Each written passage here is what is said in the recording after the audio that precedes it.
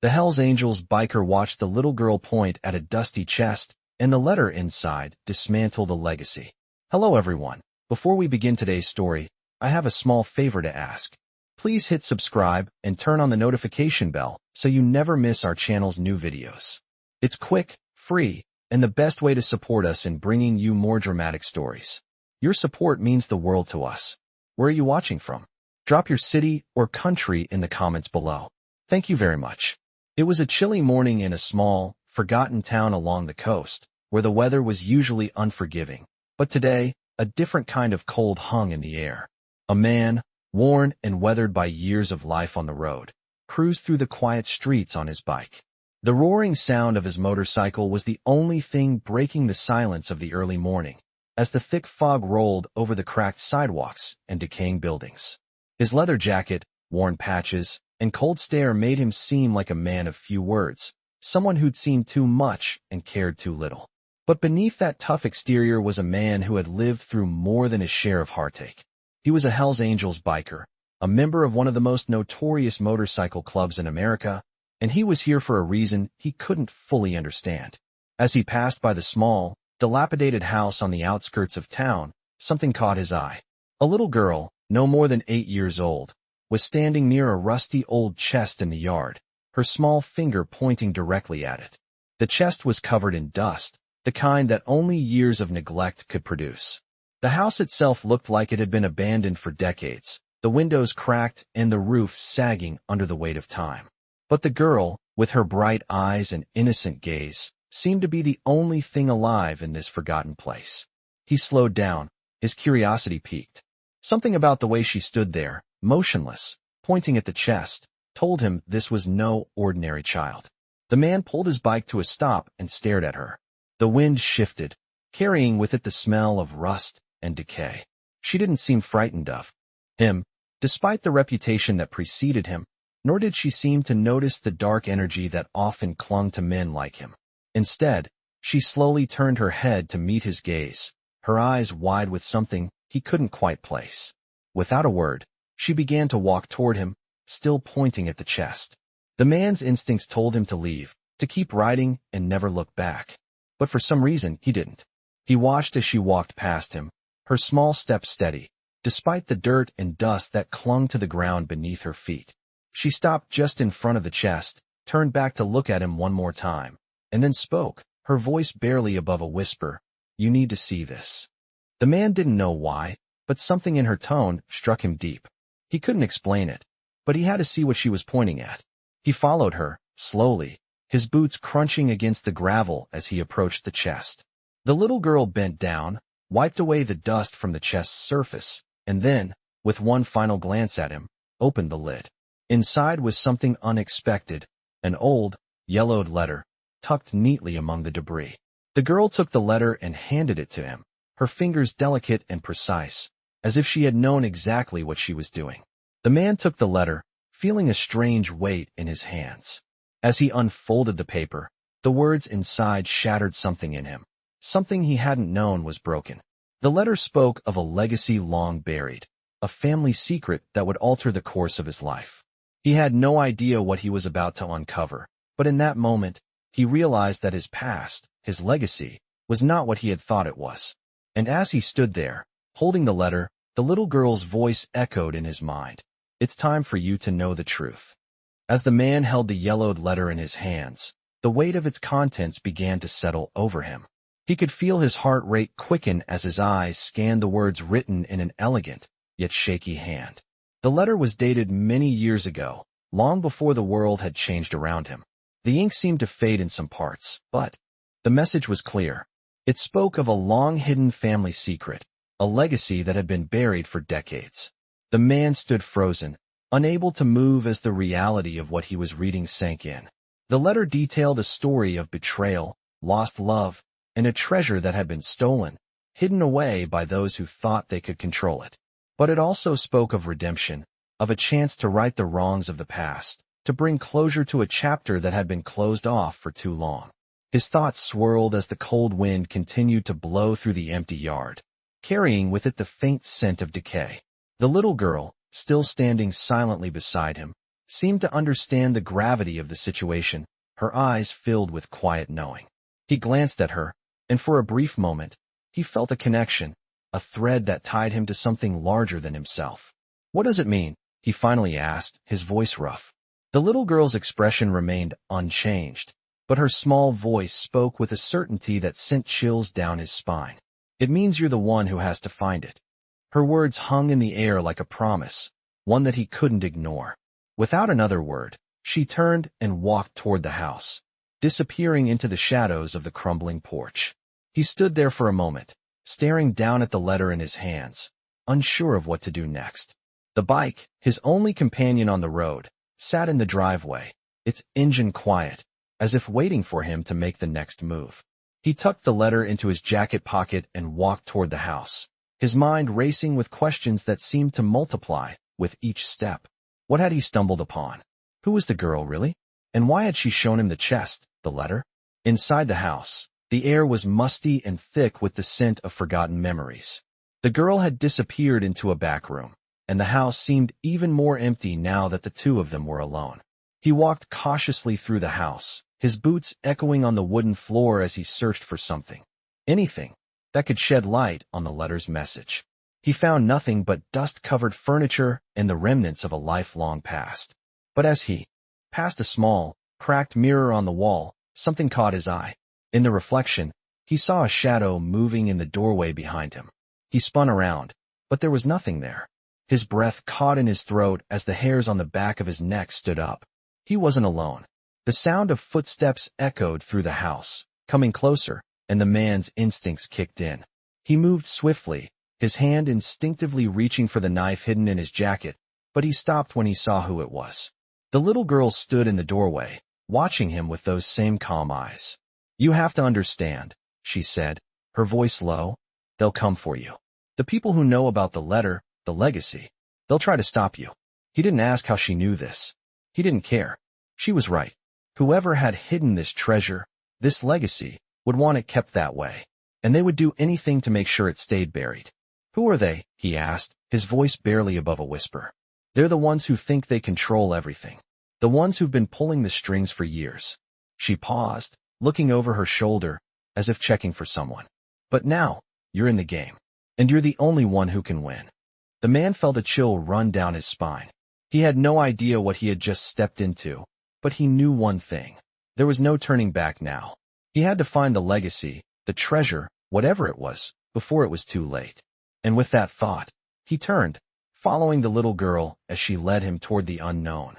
As they stepped out of the house and into the cold night air, he felt the weight of the decision he had just made. The path ahead was uncertain, and danger lurked at every turn. But for the first time in years, he felt alive with purpose, as if fate itself had drawn him into a story that was far from over. "I don't know why I followed her. Maybe it was the urgency in her voice, or maybe it was just the weight of the letter pressing against my chest. But as we walked away from the abandoned house, something inside me told me this wasn't going to end well. The night air was cold, the kind of cold that chilled you to the bone. And as we made our way down the overgrown path leading to the woods, I couldn't shake the feeling that we were being watched. The little girl walked ahead of me, her steps light and quick, almost as if she knew exactly where we were going.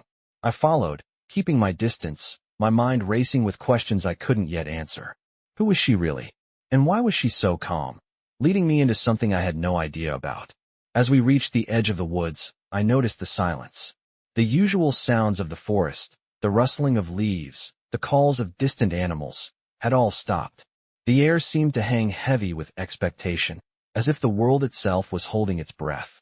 The girl stopped suddenly, turning to face me. "It's here," she said quietly, her voice barely above a whisper.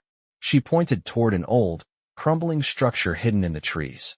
It was a barn, but not one that had seen use in many years.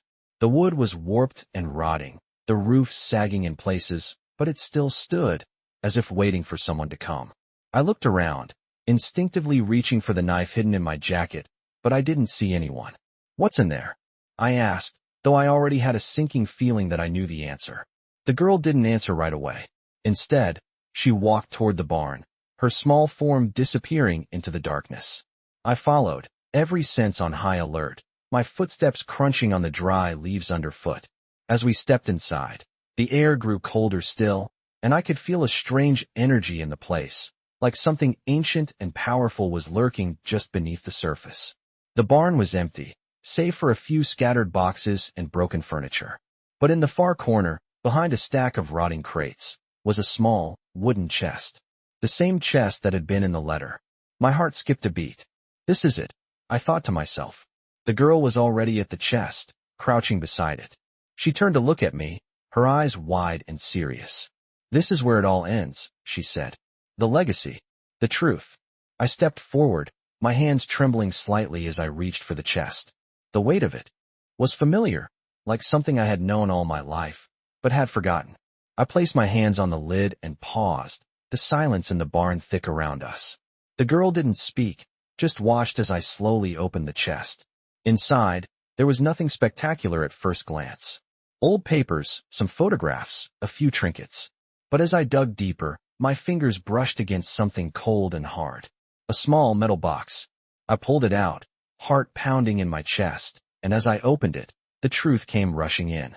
Inside was a collection of documents, all old, brittle, and yellowed with age. The first was a birth certificate, but the name on it wasn't mine. It wasn't anyone I had ever heard of. My breath caught in my throat. The name on the paper was that of someone from my past, someone I thought I had lost forever. I pulled out another document, my hands shaking as I read it.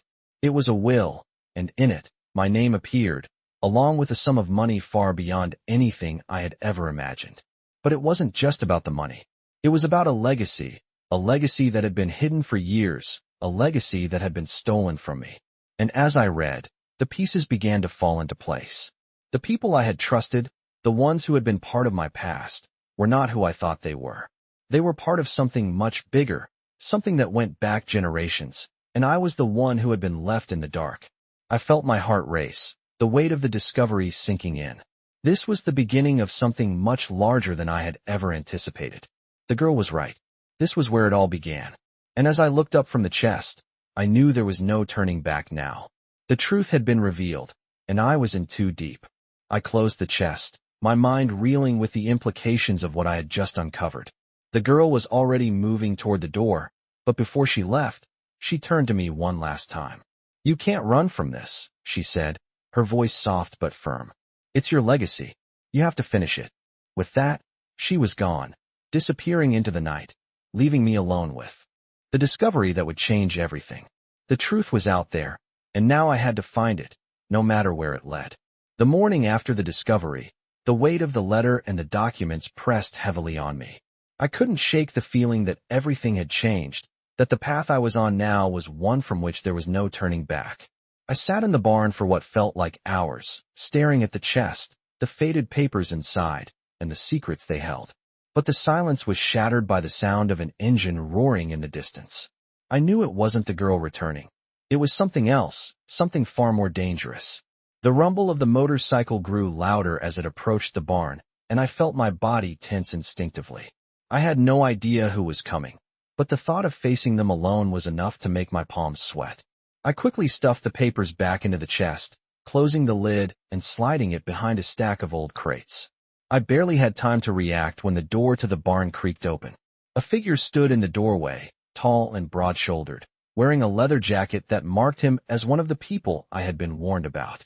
His eyes scanned the barn, and I could feel the weight of his gaze, the same way I had felt when I first joined the club, like I was being measured, judged. "What are you doing here?" he asked, his voice low and gravelly, echoing off the wooden walls. I didn't respond right away, unsure of what to say. I was used to people looking at me like I didn't belong, but this man wasn't just anyone. He was someone from the past, someone I had hoped to avoid. "I could ask you the same thing," I said, my voice steady despite the nervousness creeping up my spine. He took a step forward, his boots heavy on the floorboards.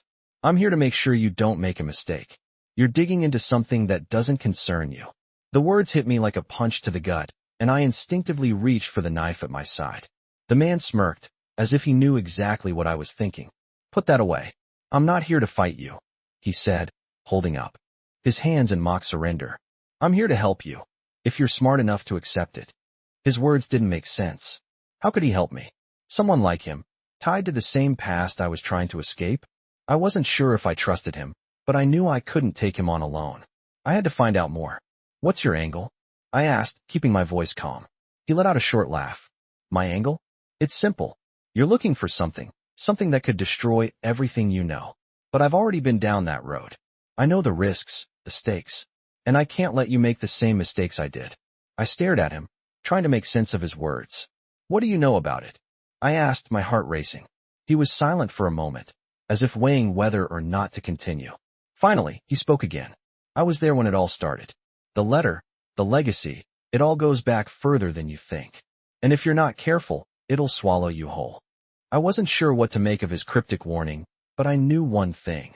I had to keep moving forward. I couldn't let this legacy go, couldn't let the past stay buried. What do you want from me? I asked. The man's eyes softened, just for a second, before he gave me a grim smile. I want you to know what you're really up against.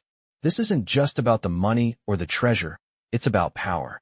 And once you uncover it, there's no going back. He turned and walked toward the door, his boots echoing in the silence. I'll be watching, he said over his shoulder. Don't make the mistake of thinking you're the only one looking for answers. I watched as he disappeared into the trees, his motorcycle roaring to life once more. I was left standing in the barn, alone with the weight of the secrets in the chest, and the knowledge that my life would never be the same. The man's warning echoed in my mind. Once you uncover it, there's no going back. I knew what I had to do, but I couldn't shake the feeling that the deeper I went, the more I was losing control. But there was no turning back now. I had to find out the truth, no matter the cost.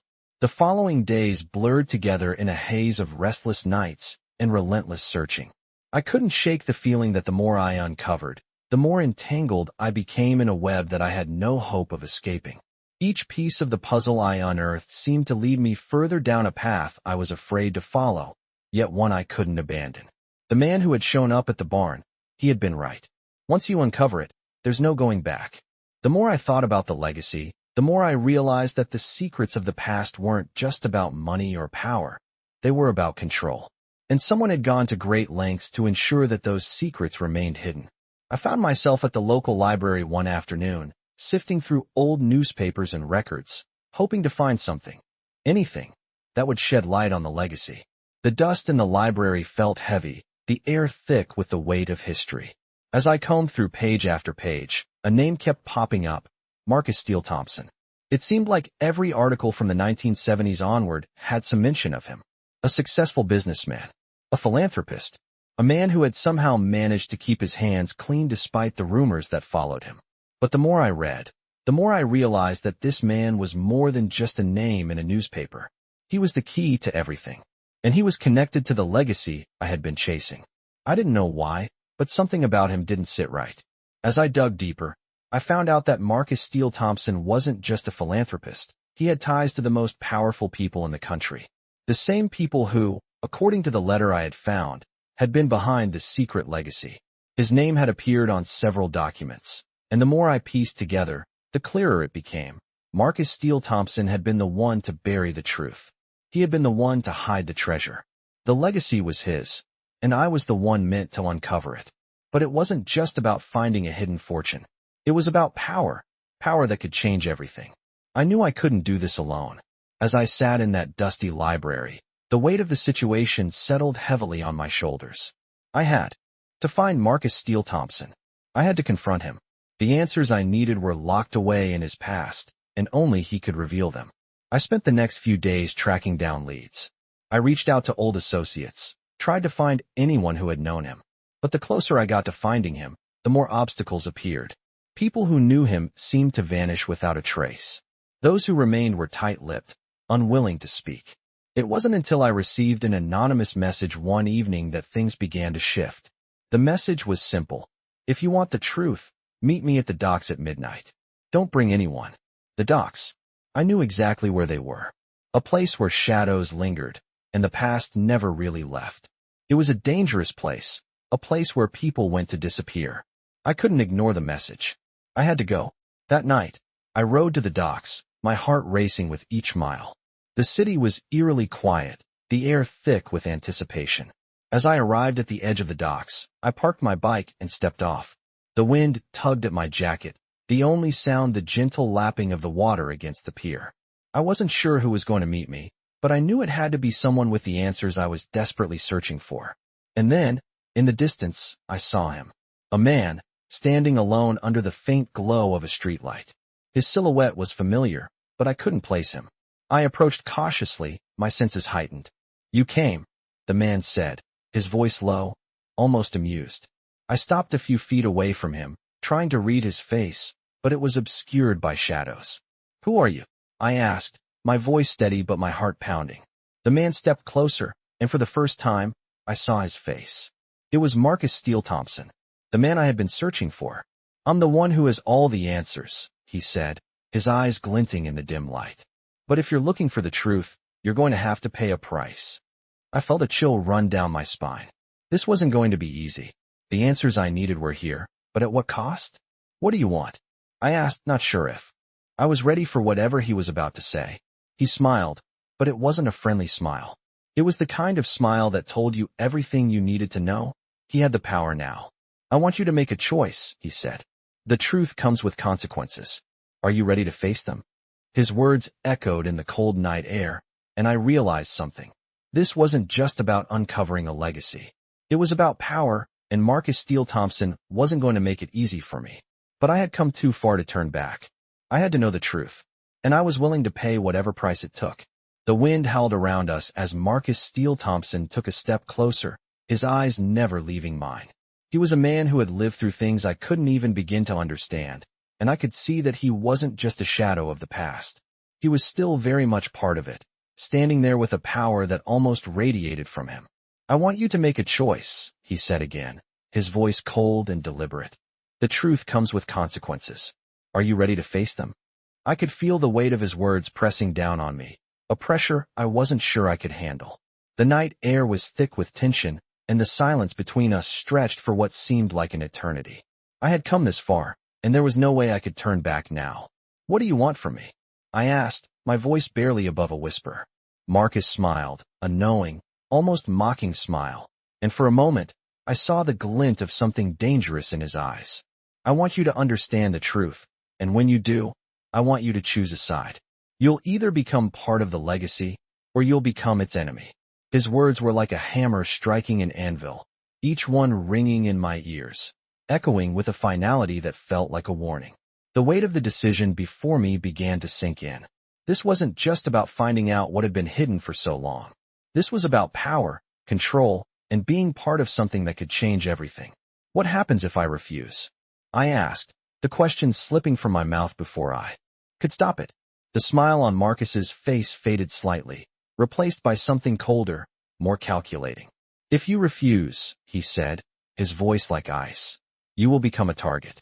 Those who control this legacy will stop at nothing to keep their secrets buried. And trust me, you don't want to be on the wrong side of them." I felt my stomach tighten. There was no easy way out of this. Whatever legacy Marcus was talking about, whatever secrets had been hidden away, they were far bigger than I had ever imagined. I thought back to the girl, to the letter, and to everything that had led me here. I couldn't walk away from it now. "I'll choose," I said, my voice steady despite the storm of emotions inside me. Marcus raised an eyebrow, clearly impressed by my resolve. "Good," he said, "but you need to understand something. This isn't just about wealth or power. It's about a code that binds those who are worthy. And you, my friend, are about to learn what it really means to be part of this." He stepped back, his gaze never leaving me, and I could feel his presence like a weight on my chest. "Follow me," he ordered, his voice leaving no room for argument. I nodded, and we turned to walk further down the docks, the sound of our footsteps mingling with the distant roar of the ocean. As we walked, Marcus spoke again, this time in a lower voice, as if he was sharing something only the chosen few knew. "The legacy you're about to uncover goes back farther than you think. It's not just about the money or the treasure. It's about the control. Those who know the truth hold all the cards, and those who seek it will do whatever it takes to protect it." I listened closely, trying to make sense of everything. "Who are they?" I asked. "The ones who protect the legacy." Marcus chuckled softly, as if the question was too simple. "They're the ones who've been in the shadows for centuries. They control everything, the government, the corporations, the military. They pull the strings, and they always have. And they'll stop at nothing to keep their secrets safe. I felt a chill run down my spine. The weight of his words hung in the air like smoke. This wasn't just a treasure hunt. This was something far more dangerous. So what now? I asked, trying to steady my nerves. Marcus stopped in front of a large warehouse, the only structure still standing on the docks. The door was half open, a faint light flickering from within. Now we go inside, and you'll learn exactly what you're dealing with. We stepped into the dimly lit warehouse, the sound of our boots echoing on the concrete floor. The space was filled with crates and boxes, but there was something else in the air, something that made the hairs on the back of my neck stand up. Marcus led the way to a large steel door at the back of the warehouse. He punched in a code, and the door clicked open. Inside was a room unlike any I had ever seen. It was small but meticulously organized, filled with old books, files, and documents. But the thing that caught my eye was a table in the center of the room. On it lay a large, old map. The map was covered in red markings, each one pointing to different locations, as if they were all somehow connected. Marcus walked over to the table, gesturing for me to join him. "This is it," he said, his voice low. "This is the map of the legacy." I stepped closer, my heart racing as I took in the markings. Each one seemed to lead to a different place, an island, a city, a hidden location. It was like a treasure map, but this wasn't about gold or jewels. This was about something far more valuable: knowledge, power, control. Marcus placed his hand on the map, his finger tracing a line that connected several of the locations. "These places," he said, "are where it all began. And this is where you'll find the truth." I looked at him, the realization hitting me hard. I was in this now. There was no turning back. I had to uncover the truth, no matter the cost. The days that followed were a blur. I barely slept, my mind consumed by the map Marcus had shown me and the cryptic warnings that had come with it. The deeper I went, the more the weight of the legacy seemed to crush down on me. Marcus had spoken of power, control, and knowledge, but the more I thought about it, the more I realized there was no easy way out. The map had shown me locations all over the world, places where the legacy had taken root, places where the truth was buried. And I was supposed to find it. I wasn't sure how I was going to do it, but I knew one thing. The people behind this wouldn't let me find it easily. They would do whatever it took to keep their secrets buried. The first stop was supposed to be an old mansion in the middle of nowhere, a place marked with a red X on the map. According to Marcus, it was the site of the first meeting of the people who had started it all, the ones who controlled the legacy. I couldn't shake the feeling that I was walking into something I wasn't ready for, but there was no turning back now. I packed my things and headed out, my motorcycle roaring to life as I made my way toward the mansion.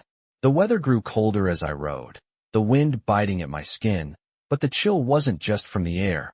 It was from the fear settling deep in my bones. When I finally reached the mansion, it was more imposing than I had imagined. The stone walls were weathered, covered in ivy, and the windows were dark, like eyes watching from the shadows. It looked abandoned, but I knew better than to assume.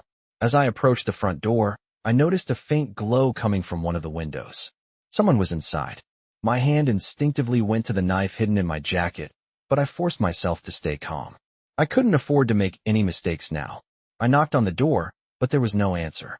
I tried again, this time louder, and the door creaked open slightly, as if inviting me in. I stepped inside cautiously, my eyes scanning the dimly lit hallway. The air was thick with dust, and the silence was almost deafening. The faint glow I had seen earlier was coming from a room at the end of the hall. I walked toward it, my footsteps echoing in the empty space. As I got closer, I could hear voices. Low, murmuring voices, as if a conversation was taking place just out of reach. I pushed the door open slowly and stepped into the room. It was filled with old furniture, covered in sheets, but what caught my eye was the group of people sitting around a large table in the center of the room. They were dressed in dark clothing, their faces obscured by shadows, but the presence in the room was undeniable. They were waiting for me. I hesitated for a moment, but the door slammed shut behind me, and the voices stopped. One of them stood up, a tall man with a cold, calculating look in his eyes. He looked familiar, but I couldn't place him. "We've been expecting you," he said, his voice smooth and unsettling. I swallowed hard, trying to steady my nerves. "Who are you?" I asked, my voice low. You're about to find out, he replied. The man stepped aside, revealing a chair at the table. Sit, he commanded. We have much to discuss. I didn't want to sit. I didn't want to be a part of this. But the weight of everything that had led me here pushed me forward. I took a seat at the table, and the man across from me spoke again. You've been digging into things you shouldn't, he said. Things that are bigger than you realize. He paused, studying me with cold eyes. But now you're here, and you're part of it, whether you like it or not. I looked around the room, trying to read the faces of the others. They were silent, watching me with a mixture of curiosity and caution. The air in the room grew heavier, and I could feel the walls closing in. What do you want from me? I asked, my voice barely a whisper. The man smiled, but it wasn't a friendly smile. It was the kind of smile that made you feel like a pawn in a game you didn't understand. We don't want anything from you, he said, leaning forward. We want you to understand. Understand what's at stake. Understand what we've built. He leaned back, his eyes never leaving mine. The legacy you've uncovered isn't just a treasure or a set of old documents. It's a weapon that can change the world. And you're either going to help us control it, or you're going to stand in our way. I felt a cold sweat break out across my skin. The man's words were clear. I was in way over my head. But there was no turning back. The legacy was mine now, and I had to figure out what to do with it. The man across from me continued. You've made a choice by being here, he said. Now you have to decide what kind of legacy you're going to leave. I stared at him, unsure of how to respond. But deep down, I knew the answer. There was no going back. I had already stepped into the shadows. And now, I had to survive them. The room grew colder as the man's words sank in. The weight of his statement, about the legacy, the weapon, and the world-changing power I now had a stake in, pressed heavily on my chest. I couldn't escape it. I had already made a choice by being here, but now I was expected to make another. To help them control it, or stand in their way. My pulse quickened, and I swallowed hard. The walls of the room seemed to close in around me, the dim lighting casting long shadows that made it feel even more suffocating. The silence stretched as I tried to process what was happening. So, what do you want from me? I asked, my voice tight but steady, trying to maintain some semblance of control. The man who had spoken to me, he was the one who had been leading this whole operation, the one who seemed to know everything about the legacy, leaned forward in his chair, his hands steepled in front of him. We want you to help us finish what was started, he said. The legacy isn't just some forgotten treasure. It's a key to unlocking something much bigger, something we've been working on for years. You were chosen because you have what it takes to carry it forward. His words hung in the air, heavy with implication. It wasn't just about wealth or power. It was about something far more dangerous. A key, a secret that had been locked away for so long that I hadn't even known it existed. And now I was expected to be a part of it. I couldn't help but wonder how far they were willing to go to protect it. How far I would have to go. What do you mean, finish what was started? I asked, trying to understand. The man smiled again, but this time, there was no humor in it. This legacy, this power, it's been passed down through generations. But it's been scattered, lost over time. We're gathering the pieces, and you're the final piece. You have the ability to bring it all together. I felt a chill run through me. The more he spoke, the more I realized how deep this went, how many people had been involved, how many lives had been affected by the legacy. The stakes were higher than I had ever imagined. You want me to be part of this? I asked, my voice barely a whisper.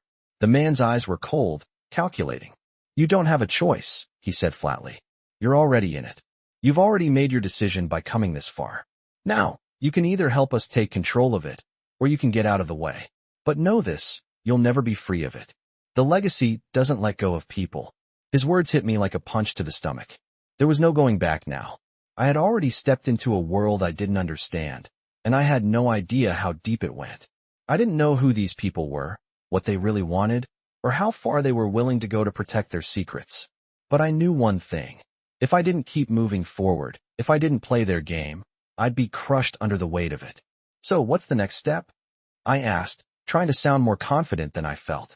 The man leaned back in his chair, his gaze never leaving mine. The next step is simple. You need to go to the next location. We've already arranged everything for you. All the information you need is in this. He slid a folder across the table toward me. I hesitated for a moment before picking it up, my fingers brushing against the cold paper. I opened the folder and found more maps, more locations, places that I had never heard of, but that were now part of this twisted puzzle. I felt my stomach twist as I looked at the coordinates, the addresses. This wasn't just about uncovering the past. It was about finding the key to the future. Where is this taking me? I asked, my voice barely audible. The man stood up, walking toward the door. Wherever it takes you. The legacy isn't confined to one place. It's everywhere. And once you find it, you'll have a choice to make. But remember, there's no turning back. There never is. I looked at the folder in my hands, feeling the weight of it. The weight of everything I had uncovered, everything I was about to uncover. I wasn't sure what the next step would bring, but I knew one thing. It was a step I had no choice but to take. As I left the warehouse, the map still fresh in my mind, I realized that this wasn't just a search for answers. It was a race against time. There were others after the same thing, and I had no idea how far they would go to get it first. I couldn't afford to lose. I had to keep moving forward. The legacy was out there, and it was waiting for me. The road was long and desolate, stretching out before me like the uncertainty I was about to face. The map I had received led to an old, abandoned military base on the outskirts of a small town. It had been decommissioned years ago, but according to the information in the folder, it held a critical piece of the legacy I was chasing. As I rode, the wind whipping at my face, the weight of what I was doing pressed down on me. Each turn of the engine brought me closer to the truth, but it also brought me closer to danger. The deeper I dug into this legacy, the more I realized how many people were involved in keeping its secrets. And the more I uncovered, the clearer it became. Those who controlled the legacy were not going to let me find the answers without a fight. As I neared the base, I could feel the tension in the air. The place looked as abandoned as the rest of the town, but something about it seemed off. The feeling in my gut told me that I wasn't alone. The base was surrounded by a high chain-link fence, rusted and worn with age. A few of the gates were broken, but there was one that was still intact, standing like a silent guard to whatever lay inside. I parked my bike by the entrance and surveyed the area. The place seemed dead, empty, but I knew better than to assume it was abandoned. The shadows were too deep, and the silence too loud. I wasn't alone. I approached the fence cautiously, my senses on. High alert. I had no idea what I was about to walk into, but I couldn't turn back now. I slipped through a gap in the fence and made my way deeper into the base. The buildings were crumbling, but there were signs of recent activity, footprints in the dirt, broken glass scattered across the ground. Someone had been here, and it wasn't just me. As I moved through the compound, I found myself drawn to a large, concrete building at the far end of the base. It was the largest structure there, and its doors were slightly ajar. I knew this was where I needed to go. As I pushed the door open, the smell of mildew and dust hit me like a wave. The inside of the building was dark, the only light coming from a few faint cracks in the walls. I could see shelves lined with old equipment, boxes, and crates, but nothing that immediately stood out. But there was a strange energy in the air, a sense that something important was hidden here. I began to move deeper into the building, my footsteps echoing off the concrete floors. As I rounded a corner, I froze. There, in the center of the room, was a large metal door, unlike anything I had seen before. It was locked, but there was a keypad beside it. I knew what I had to do. I pulled the folder from my bag and examined the papers. Among the maps and coordinates was a set of numbers, coordinates for the military base. It was a long shot, but I knew these numbers were the key. I typed them into the keypad, holding my breath as I pressed the final number. There was a loud click, and the door creaked open. I stepped into the darkness, my heart pounding in my chest. The room was small, and at first, I thought it was empty. But then I saw it. At the far end of the room, under a dust-covered tarp, was a large chest. My pulse quickened. This was it. The chest was the final piece of the puzzle I had been chasing. I moved toward it, my hands trembling with anticipation. As I lifted the tarp, I was struck by how old it looked, the wood worn with age. It seemed out of place in the middle of a forgotten military base, but I knew it was the key to everything. I opened the chest slowly, the hinges creaking as I lifted the lid. Inside, I found a collection of old papers, maps, and documents, along with a small, intricately carved box. I picked up the box first, my fingers tracing the delicate carvings on its surface. It felt heavier than it looked, and as I opened it, I found a small piece of metal inside. It was a key, one that matched the designs in the legacy documents. This was it. The key to everything. I stared at it for a moment, my mind racing. This wasn't just a key to a locked door. It was a key to a new chapter in my life. A chapter that would change everything. But before I could fully absorb the weight of what I had just uncovered, I heard a noise behind me. My heart stopped. Someone else was here. I turned, my hand instinctively reaching for the knife hidden in my jacket. But I froze when I saw who it was. It was Marcus Steele Thompson, the last person I had expected to see. He stepped into the room, his cold eyes locking with mine. "I told you, didn't I?" he said, his voice low and dangerous. "You're in it now. There's no turning back." Marcus Steele Thompson's presence in the room sent a jolt of cold fear through me, but I quickly masked it with determination. The key I had just uncovered was a piece of the puzzle I had been chasing, and the chest I had opened held the answers to questions I didn't even know I had. But now, standing before me, was the man who had been behind everything. The man who had set this whole plan in motion.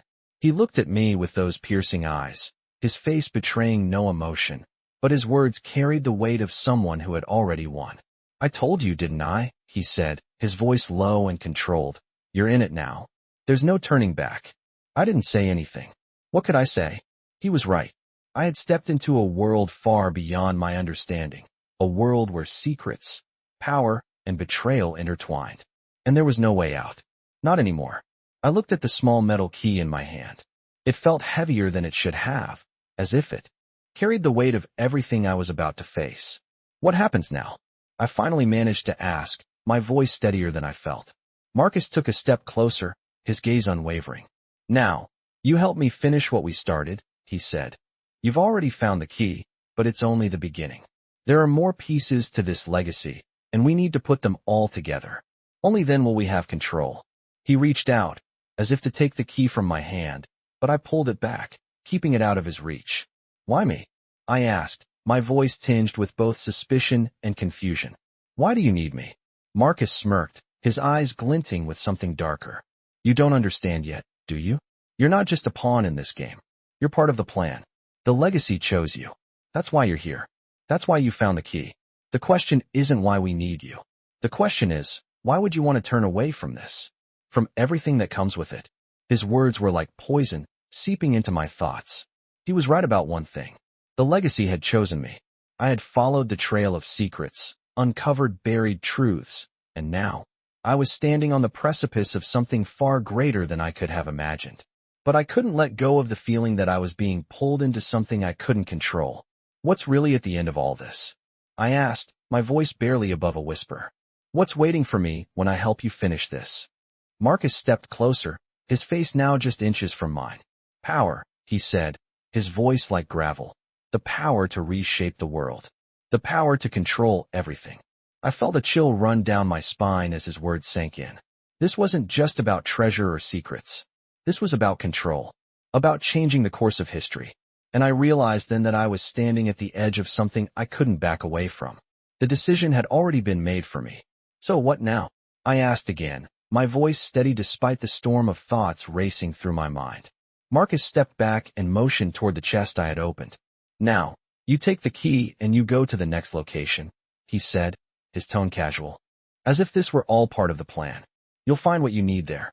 More pieces of the legacy. And once we have them all, the power will be ours." I hesitated. Every part of me wanted to refuse, to walk away, to find a way out of this madness. But I knew that was impossible. The truth was, I didn't have a choice. I was in this now. The legacy had chosen me, and there was no turning back. "Where is this next location?" I asked. Marcus smiled, but it wasn't a friendly smile. It was the smile of a man who had already won. "I'm glad you asked," he said. "It's time to go to the island." The words hit me like a punch to the gut. The island. I had heard rumors about it. Whispers of an ancient place where the final pieces of the legacy were hidden. But no one knew for sure. Until now. The island. I asked, my mind racing. "What's there?" Marcus's smile widened, and for the first time, I saw something resembling excitement in his eyes. "Everything," he said simply. "The final piece of the puzzle. And once we have it, we'll have everything we need." My heart raced as I processed his words. The island was the final destination. It was where it all came together. But what would I find there? What would I uncover when I got to the island? I didn't know, but I knew one thing. I couldn't walk away from this now. The path ahead was uncertain, and I was about to face things I couldn't even begin to comprehend. But there was no turning back. I had to keep moving forward. I had to find the island. I had to uncover the truth. The legacy had chosen me, and I couldn't fail now. The days leading up to the island were a blur of preparation and uncertainty. The map had been clear, but the details were vague. Marcus had spoken of the island with an intensity that had unsettled me. I knew this was where everything would come together, but part of me wasn't sure if I was ready to face whatever awaited me there. The night before we set out, I sat alone in the dim light of my hotel room, the folder containing all the documents spread out before me. The island was located off the coast of the eastern United States, isolated, difficult to reach. Only a few people had ever ventured there, and none had returned with answers. I had the key, the metal box, and the map, but I didn't know what any of it meant yet. I knew the legacy had been hidden, but how deep did its roots go? What had Marcus been involved in all these years? And most importantly, what was waiting for me on the island? I had no answers, only questions. The next morning, I found myself standing at the edge of the dock, staring at a small boat that would take me across the waters. Marcus stood beside me, his expression unreadable. He had arranged everything: transportation, the crew, even the gear. He wasn't here to hold my hand, but he had a plan, and I was part of it now. "Are you ready?" he asked, his voice low, carrying the weight of years of secrets. I nodded, though I wasn't sure what I was ready for. The boat was small, its engine humming quietly as the crew prepped it for departure. There was no turning back now. The water was choppy as we made our way toward the island, the horizon a blur of gray and green. The island itself was shrouded in mist, its silhouette barely visible against the sky. I couldn't shake the feeling that something was watching us, that we weren't meant to be here. But I couldn't afford to let fear control me. I had come this far, and I had to see it through. As we drew closer to the island, I noticed the lack of activity. There were no boats, no signs of life, just the towering cliffs and dense forest that covered most of the land. The island seemed abandoned, as if no one had stepped foot on it in years. The boat docked at a small pier, and Marcus stepped off first, his boots hitting the wooden planks with authority. He turned to me and nodded, signaling that I should follow. "The entrance is hidden," he said, his voice barely above a whisper. "They've kept it this way for a reason. Follow me." I followed him into the dense woods, the sound of our footsteps muffled by the thick underbrush. The trees towered above us, their branches tangled together, blocking out much of the sunlight. It was dark, and the air was heavy with the scent of earth and decay. As we made our way deeper into the island, I began to feel the weight of the silence. There were no birds, no animals, just the sound of the wind rustling through the trees. It felt as though the island itself was holding its breath, waiting for something. After what felt like hours, we reached a clearing. In the center of the clearing stood an old stone building, partially overgrown with ivy and moss. It was small, but it seemed out of place, ancient and forgotten. Marcus didn't hesitate. He moved toward the building, his hand brushing over the stone walls as if he knew every inch of it. "This is it," he said. "The legacy begins here." I stepped forward, my heart pounding in my chest. The building was ancient, its doors worn with age. There was no sign of any modern construction here. It was as if the world had forgotten this place existed. But I knew better. The answers were inside. Marcus pushed open the door with a creak, and I stepped inside. The air was thick with dust, and the only light came from a small crack in the ceiling. The walls were lined with shelves, filled with old books, scrolls, and objects I couldn't identify. At the far end of the room stood a large, ornate table, covered with more documents. It was here, I realized, that the truth lay. Marcus motioned toward the table. "These are the final pieces," he said, his voice steady but filled with something else, something almost reverent. I walked toward the table, my breath caught in my throat. The documents were old, their edges frayed, but the writing on them was clear. I could feel the weight of history in the room, as if the very air was saturated with the secrets of the past. As I reached for the first document, my hand hesitated. This wasn't just about discovering something hidden. This was about understanding a power that had been kept from the world for generations. The legacy wasn't just a treasure. It was something far more dangerous. and I was about to uncover it.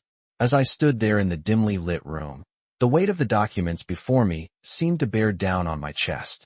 Each one was a step closer to understanding the truth, but with every answer, more questions arose. Marcus had led me to this point, but I was beginning to realize that his version of the truth might not be the whole picture. The air in the room felt thick, the silence pressing in on me as I skimmed the first document. It was written in an old script, the ink faded but still legible, detailing events that spanned decades. The legacy, as Marcus had called it, was not just a treasure, but something far more complex. It was a network of people, events, and power that had been carefully hidden for generations. I turned the page, my fingers trembling slightly. The names that appeared were familiar, but the details beneath them were not. There were mentions of figures I had only heard of in passing, whispers of corruption, conspiracy, and a plan so vast that it had shaped the very world around me. As I absorbed the words on the page, I began to realize just how deep this went. The legacy was more than just a series of documents. It was a force, a hidden system that had been manipulating events from the shadows. I could feel the weight of responsibility settling over me. Marcus had given me the key, but the more I read, the more I saw that the key was only a small part of a much larger puzzle. What was I really looking for? What was I meant to find on this island, in this forsaken place, in this abandoned base? And more importantly, why had Marcus brought me here? As I reached for the next document, I heard a noise behind me. My heart skipped a beat, and I quickly turned, expecting to see someone. Marcus, one of his people, or worse, someone who didn't want me to discover the truth. But it was only the sound of the wind, howling through the cracks in the building. Still, the unease lingered. I turned my attention back to the table, determined not to let fear distract me. The next document was different from the rest. It was a map, but not one of locations I had already seen. This map was different. It was marked with symbols, codes, and patterns that seemed to pulse with hidden meaning. I studied it, trying to make sense of the symbols, when I noticed something strange. The map wasn't just a map of locations, it was a blueprint. A blueprint for something far bigger than I had anticipated. I felt a sudden rush of realization. This wasn't just about finding pieces of a legacy. It was about building something. It was about creating a new order, a new power structure. The blueprint outlined how it could be done, and who could do it. The names that appeared on the map were the same as the ones in the documents. People who had been involved in the legacy for years, people who had the power to change everything. I looked at Marcus, who had been standing silently behind me, watching as I pieced everything together. "What is this?" I asked, my voice trembling with a mix of fear and curiosity.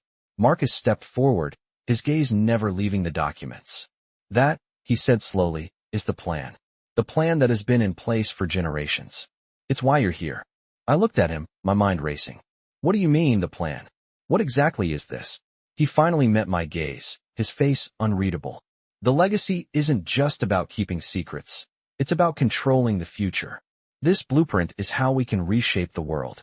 We can create a new order, a new power that answers to us." His words hit me like a wave, each one carrying more weight than the last. This was not what I had imagined. This wasn't just about uncovering hidden treasure or buried secrets.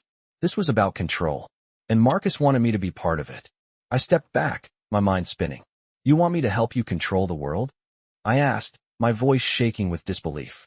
Marcus nodded. "Yes, the world as it is flawed. But we can change that. With the legacy, we can control everything. You've seen the documents. You've seen the blueprint. You know what's at stake." I looked at the documents, the map, the blueprint.